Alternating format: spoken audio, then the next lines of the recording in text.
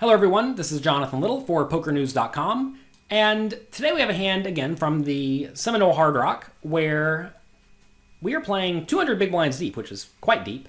Folds around to the player in the hijack seat, who I do not know, who raises to 1500 at 250, 500, and now with King Jack of Diamonds in the small blind, I'm going to call pretty much every time. The big suited hands like King Queen suited, King Jack suited, Ace 10 suited, Ace Jack suited, Queen Jack suited, Jack 10 suited. I'm calling with those pretty much every time.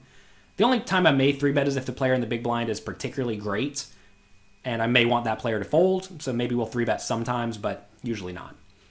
So I do call.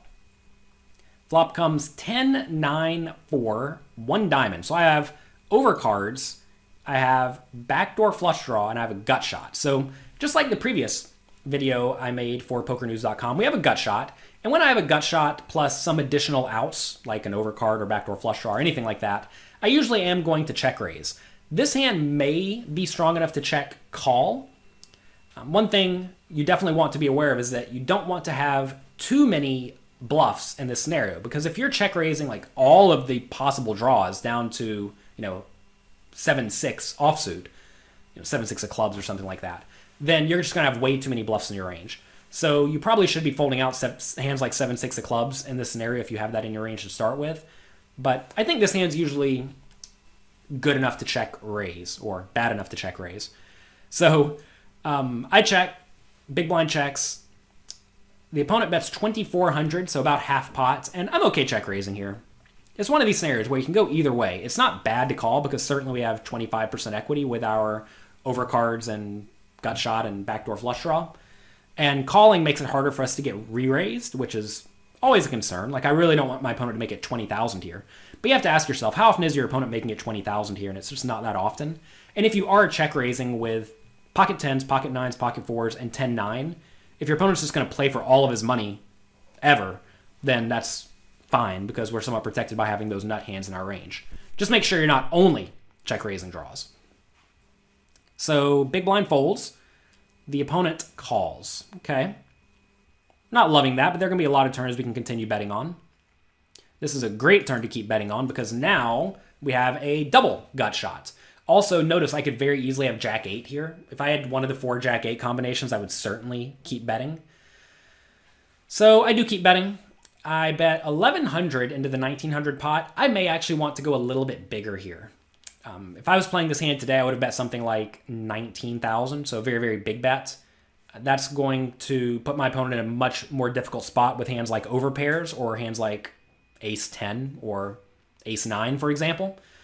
I think betting 11,000 makes it a little bit too easy for the opponent to call, and it also makes it easier for the opponent to randomly raise as a bluff. I want to make their bluffs feel really expensive, and I also want to put maximum pressure on them when they do have those good but non-nut hands like pocket aces. So I would have preferred a bigger bet from me in this spot. I think it's definitely a mistake. So I bet 11,000 and the opponent goes all in. Well, clearly I'm going to fold. Interestingly enough, let's try to think about what hands the opponent should be going all in with. I mean, I just told you I could have Jack 8 here, right? So there's 4 combinations of those. I also told you I'd have the sets here. So 4, 5, 6, 7, 8, 9, 10, 11, 12, 13. It's 13 combinations of just super nut hands. If I had 10-9, I would call it off. So that's probably 3 more combinations of that. So that is 16 combinations of hands I can easily call with. And that's actually a pretty real number. I would also not check raise all the flush draws on the flop, so we don't have all of those bluffs.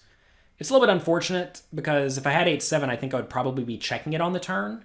If I had Queen Jack, I would keep betting like I did here. So really, if you think about it, though, I'm not actually folding out that many hands because I'm probably 3-betting King Jack and Queen Jack offsuit pre-flop.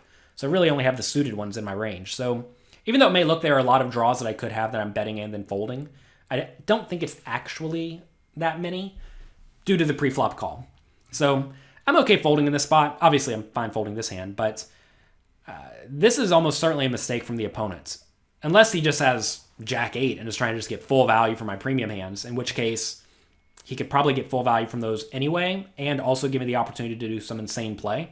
If I made it 11 and the opponent made it 38 or 40 or 35 or 30, what would I do if I had Queen Jack? I guess I would call, but maybe I would shove some portion of the time. If I had a flush draw and a gut shot, I would probably shove over a reasonable raise. So maybe the opponent does make it to where he never gets outdrawn. But also, if the opponent has a nut hand here, like right here, no, take a look at this spot, right? I have 8 outs.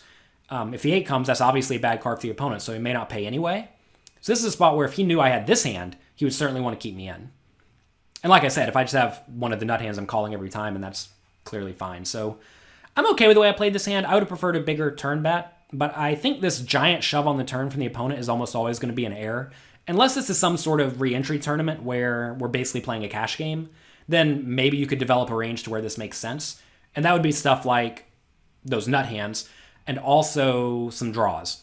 I don't know if the opponent is shoving with that many draws, but this is a spot where when he makes this big of an overbet, he can have a lot of draws. And maybe I got owned here. I don't think so. Probably the opponent just had the nuts. But we'll never know because clearly I'm going to fold.